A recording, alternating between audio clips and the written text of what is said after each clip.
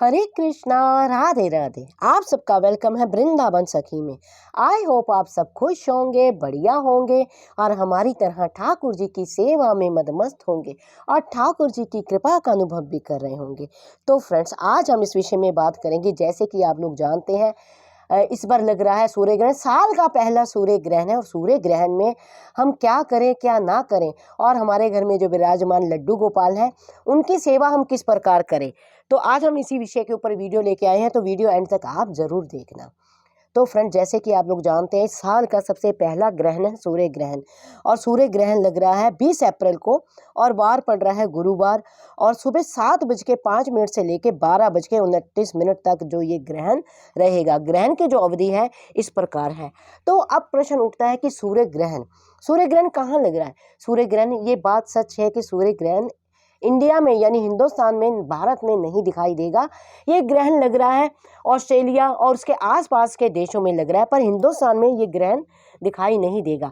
पर ये बात भी सत्य है, इस बात को भी आप जाने, चाहे इंडिया में ये ग्रहण नहीं दिखाई दे रहा है, उसको पता नहीं लगेगा, दिखाई नहीं देगा, लेकिन सूर्य एक है, सौर मंडल हमारा एक है, ब्रह्मांड हमारा एक है, और चंद्रमा भी एक है। और जो ये खगोलिक घटना घट रही है ये हमारे ब्रह्मांड में घट रही है, सौर मंडल में घट रही है। और एक सौर मंडल एक ही है, यानी सूर्य भगवान तो एक ही है, चाहे वो कनाडा में दिखते हैं, चाहे वो ऑस्ट्रेलिया में दिखते हैं, या पूरे पूरे वर्ल्ड में दिखते हैं, लेकिन सूर्य देव तो एक ही है। तो सूर्य ग्रहण अगर लगता है, चाहे यहाँ दिखाई दे ना दे, लेकिन उसका कुछ प्रभाव इंडिया में भी रहता है, हर देश में रहता है।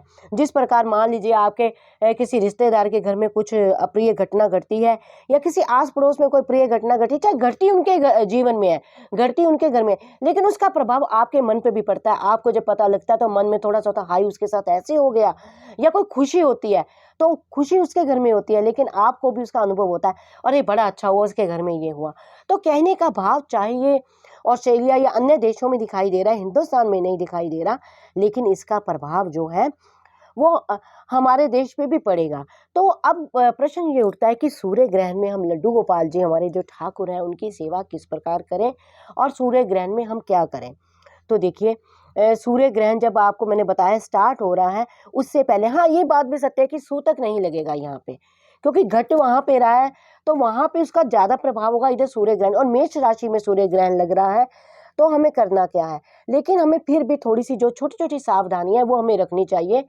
तो हमें जो सूर्य ग्रहण स्टार्ट होने से आधा पौना घंटा पहले हमें उठ के हमें जो है अपना भोजन इत्यादि कर लेना चाहिए। और सबसे पहले हमें सूर्य जो तुलसी माता होती है, तुलसी के पत्ते बुधवार को ही तोड़ लीजिए। आप तोड़ के पत्तों को आप रख लीजिए। बुधवार की रात्रि को ही आप कोई भोजन अगर हो सके, आप प्रयास करें कि भोजन फ्रिज में इकट्ठा करके ना रखें। बना हुआ भोजन, कच्चे भोजन की बात मैं यहाँ नहीं कर रही हूँ। बना हुआ भोजन, आप जैसे हम लोग रात को कोई दाल सब्जी बनाते हैं, वो बच जाती है तो हम फ्रिज में रख देते हैं, तो प्रयास करें उतना ही बनाएं आप जितना आप रात्रि को खत्म कर दें। तो आप अगर जो सूखा सामान भी, उसमें भी आप तुलसी के पत्ते वगैरह आप डाल दें, भोजन बचाएं ना, और सुबह उठ जाएं।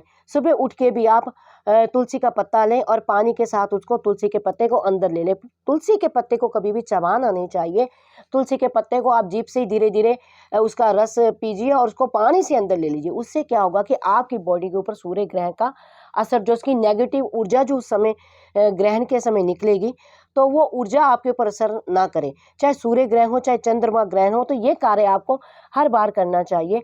तो आपने इस चीज़ का विशेष ध्यान रखना। और जो गोपाल जी हैं आपके, अब कुछ अच्छा वैशाख मास चल रहा है, उस दिन अमावस्या भी है, तो वैशाख मास चल रहा है, तो वैशाख मास पे कुछ लोगों ने जो है स्नान का भी ले रखा होता है, कि स्नान का संकल्प ले रखा होता है।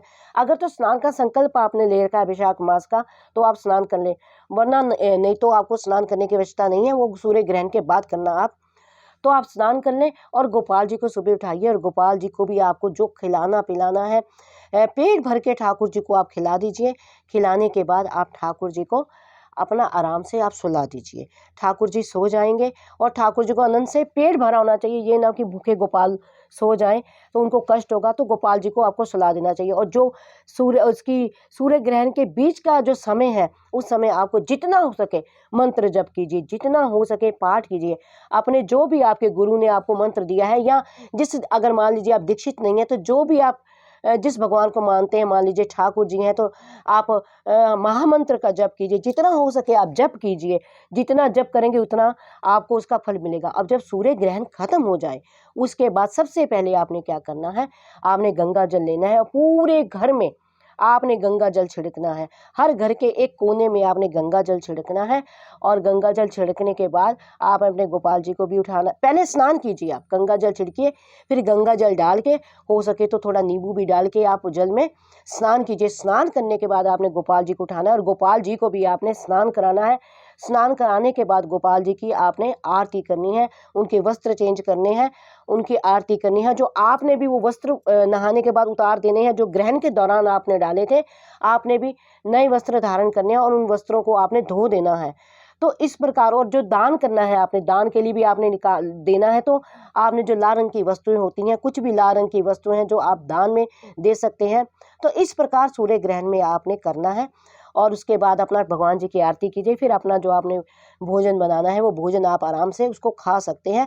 लेकिन सूर्य ग्रहण होते एक आधे घंटे के बाद, क्योंकि जाते जाते भी उसका थोड़ा सा असर रहता है, ये नहीं है कि हाँ ग्रहण 1 बजे खत्म हुआ तो आप 1:05 पे आप शुरू हो गए, नहीं। ग्रहण खत्म होने के आधा पौने घंटे के बाद यह कार्य करें। यानी जब ग्रहण जा रहा होता है तो जाता जाता धीरे धीरे जाता है, तो थोड़ी सी उसको शांति, घर की नेगेटिव भी साथ में जाती है, तो धीरे धीरे घर की ऊर्जा चेंज होती है। उसके आधे पौने घंटे के बाद भी आपको ये कार्य करना है। तो आई होप आपको पता लग गया होगा कि सूर्य ग्रहण के दौरान आपको क्या करना है। फिर भी अगर आपके मन में कोई प्रश्न हो, कोई क्वेश्चन हो, कोई क्वेरी हो, तो मुझे आप कमेंट बॉक्स में लिखिए। जितना मैंने संतों की वाणी से सुना है, जितना मैंने रसिकों के संग से पाया है, उसके अकॉर्डिंग ही मैं आपके प्रश्नों का उत्तर आपको देती हूँ। और अगर आपको ये वीडियो अच्छा लगा हो तो इस वीडियो को लाइक करना, शेयर करना, सब्सक्राइब करना ना भूलें। हरे कृष्णा, राधे राधे।